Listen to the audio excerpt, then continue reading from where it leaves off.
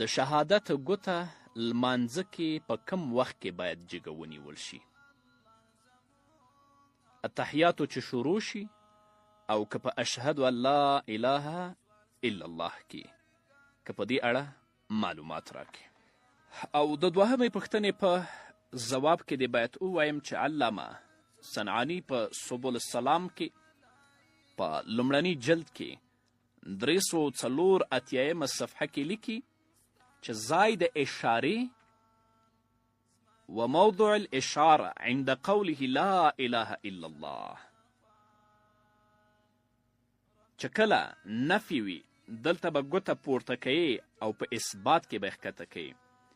اشهد ان لا اله پورته به وي چې الا الله دې وویلې بیا به ګوته ښکته کوي.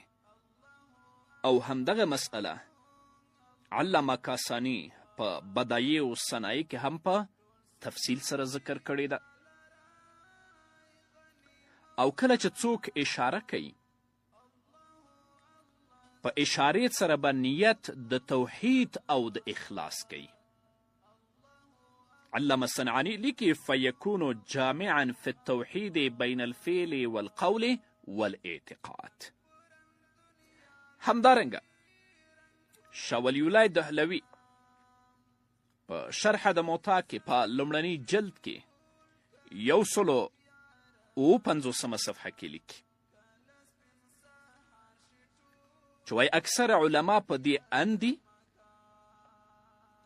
چې اشاره به په وخت د کلمې د تحلیل کې کیږي. اکثر علما په دې اندي چې اشاره به په مسبحې سره یعنی په ګوتې سره چې په کومې ګوتې سره اشاره کیږي چې د اشارې ګوته هم وایي په وخت د کلمې د تحلیل کې کیږي. چې کله اشهد ان لا اله وایي ګوته به پورته کړي، اما الا الله چې وایي ښکته به یې کړي، یعنی په نفی کې پورته او په اثبات کې ښکته.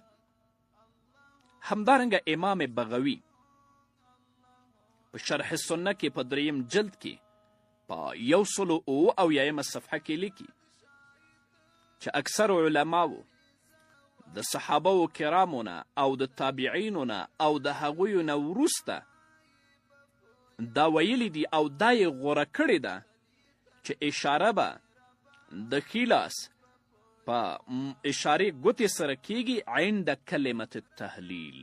چې کله کلمه د تحلیل وایي یعنی اشهد ان لا اله چې وایي په دغه وخت کې به په خپلې ګوتې باندې اشاره کوي، په نفي کې به پورته کوي او په اثبات کې به ښکته کوي.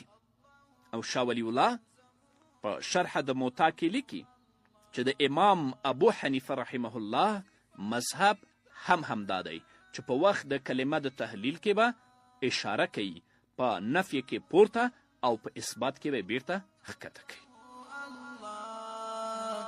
الله الله زمون